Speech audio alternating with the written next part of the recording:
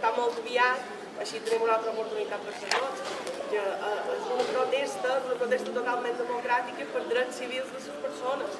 Tot el que està passant avui en dia, aquests dies, ja va més enllà de si estàs d'acord o no estàs d'acord amb la idea de fons. El que passa és que no són maneres, no són formes. I el que volen tots és que hi hagi més democràcia. Per això crec que és molt important que el Llorenç protesti i que sigui aviat, siguem un grup de gent que puguem dir que no estem d'acord amb la violència i amb la repressió policial cap a gent que només vol votar. I que tot això va de democràcia, de drets civils i no d'independència, no?